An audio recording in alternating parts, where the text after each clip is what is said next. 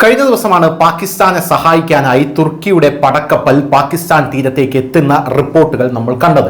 ഒമാനിലുള്ള വിസിറ്റിന് ശേഷം ഒരു ഗുഡ്വിൽ വിസിറ്റിന് വേണ്ടി മാത്രമാണ് ഞങ്ങൾ പാകിസ്ഥാന്റെ തീരത്തേക്ക് എത്തിയത് എന്നായിരുന്നു തുർക്കിയുടെയും പാകിസ്ഥാന്റെയും വിശദീകരണം. എന്നാൽ ഇന്ത്യ അതങ്ങനെ കണ്ടിട്ടില്ല, കരുതിയിട്ടില്ല എന്നുള്ളതാണ് പ്രധാനപ്പെട്ട കാര്യം. നേരത്തെ തുർക്കിയുടെ വിമാനം പാകിസ്ഥാൻ ആയുധങ്ങളുമായി എത്തുന്നു എന്ന റിപ്പോർട്ട് പുറത്തു വന്നതിന് പിന്നാലെ തലയിൽ കൈവച്ചുകൊണ്ട് തുർക്കിയുടെ ഭരണാധികാരിയായിട്ടുള്ള എർദോഗൻ ഞങ്ങൾക്കിതിൽ പങ്കില്ല, ഈ കോൺഫ്ലിക്റ്റിൽ ഞങ്ങൾ ഇടപെടാൻ ഉദ്ദേശിക്കുന്നില്ല, ആ കോൺഫ്ലിക്റ്റ് നമ്മുടെ രാജ്യത്ത് കൂടെ വ്യാപിപ്പിക്കാൻ ഉദ്ദേശിക്കുന്നില്ല എന്ന് പറഞ്ഞ് രംഗത്തെത്തിയിരുന്നു.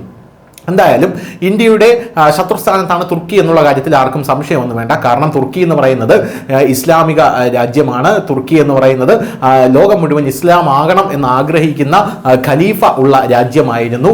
അങ്ങനെയുള്ളൊരു രാജ്യം ഇന്ത്യ എന്ന് പറയുന്ന രാജ്യത്തോട് വലിയ ശത്രുതാ മനോഭാവമാണ് എപ്പോഴും എടുത്തിട്ടുള്ളത്.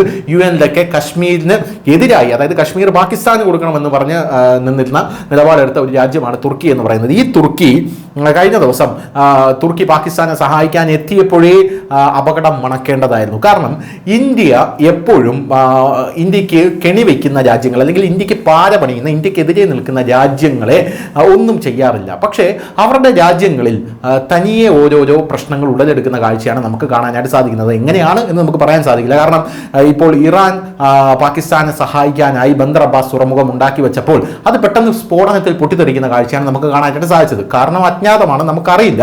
ചിലപ്പോൾ ഇന്ത്യയുടെ ദൈവഭാഗ്യമായിരിക്കാം. അതുപോലെ തുർക്കിയിൽ ഇപ്പോൾ ഒരു പ്രക്ഷോഭം പൊട്ടിപ്പുറപ്പെട്ടിരിക്കുകയാണ്.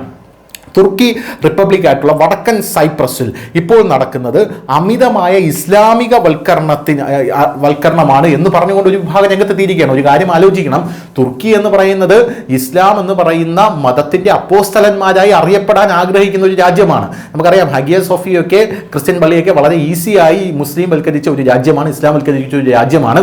അതിനകത്താണ് ഇപ്പോൾ അമിത ഇസ്ലാം വൽക്കരണം അവിടെ നടക്കുന്നു എന്ന് പറഞ്ഞ ഒരു ജനത രംഗത്തെത്തുന്നത് എന്നുള്ളതാണ് ഏറ്റവും രസകരമായിട്ടുള്ള കാര്യം. അതിൻ്റെ പിന്നിലെ കാരണവും അജ്ഞാതമാണ്. എന്തായാലും ആയിരങ്ങളാണ് കഴിഞ്ഞ ദിവസം തെരുവിൽ എത്തി പ്രതിഷേധിച്ചത്. രാജ്യം ഭരിക്കുന്ന വലതുപക്ഷ സർക്കാർ മതേതരത്വം പാലിക്കുന്നതിൽ പരാജയപ്പെട്ടതായിട്ട് സമരക്കാർ കുറ്റപ്പെടുത്തുന്നു.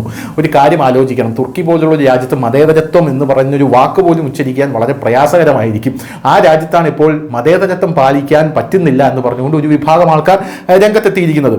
തലസ്ഥാനമായ നിക്കോഷ്യയിൽ നടന്ന പ്രതിഷേധ റാലികൾ തൊഴിലാളി നേതാക്കളാണ്, അല്ലെങ്കിൽ തൊഴിലാളി സംഘടനകളാണ് സംഘടിപ്പിച്ചത് എന്ന റിപ്പോർട്ടുകൾ പുറത്തു വരുന്നു. കഴിഞ്ഞ കുറേ നാളായി രാജ്യം ഭരിക്കുന്നവർ മതേതരത്വം തകർക്കുന്നതായി ആരോപിച്ച് വിവിധ ട്രേഡ് യൂണിയനുകൾ പ്രതിഷേധ റാലികൾ സംഘടിപ്പിക്കുന്നുണ്ടായിരുന്നു. അവയിൽ ഏറ്റവും ജനപങ്കാളിത്തമുള്ള സമരമാണ് കഴിഞ്ഞ ദിവസം നടന്നത്. സൈപ്രസിലെ വിദ്യാഭ്യാസ സമ്പ്രദായത്തിലും ഇപ്പോൾ വലിയ തോതിൽ ഇസ്ലാമികവൽക്കരണം നടക്കുകയാണെന്ന് വ്യാപകമായ പരാതി ഉയർന്നിരുന്നു. ഇതൊരിക്കലും അനുവദിക്കുകയില്ല എന്നും സൈപ്രസ് മതേതര രാജ്യമായി തുടരുമെന്നുള്ള പ്രഖ്യാപനങ്ങൾ ഉയർത്തിയാണ് സംഘടനകൾ പ്രകടനം നടത്തിയത്. എന്തായിരുന്നാലും കേരളത്തിലെ കമ്മ്യൂണിസ്റ്റ് പാർട്ടിക്ക് വേണമെങ്കിൽ ഈ സമരം ഒന്ന് ഏറ്റെടുക്കാം. ആമസോൺ മഴക്കാട് കത്തുന്നത് ഇവിടെ നിന്ന് പറഞ്ഞ് അഭിപ്രായം ആരാഞ്ഞ് അതിൽ പ്രതിഷേധിക്കുന്ന ആൾക്കാരാണല്ലോ. ലോക സമാധാനത്തിനായി 10 കോടി കൊടുക്കുന്നു, ട്രംപിനെ നിരീക്ഷിച്ച് ട്രംപിനെതിരെ നിലപാടെടുക്കുമെന്നൊക്കെ പറയുന്ന ഒരു പാർട്ടിയാണ് കേരളത്തിലെ കമ്മ്യൂണിസ്റ്റ് പാർട്ടി. അങ്ങനെയുള്ള കമ്മ്യൂണിസ്റ്റ് പാർട്ടി, മതേതരത്വത്തിന് വേണ്ടി നിലകൊള്ളുന്ന കമ്മ്യൂണിസ്റ്റ് പാർട്ടി നട്ടലുണ്ടെങ്കിൽ തുർക്കിയിൽ നടക്കുന്ന ഈ പ്രതിഷേധത്തെ അനുകൂലിക്കണം എന്നുള്ളതാണ്.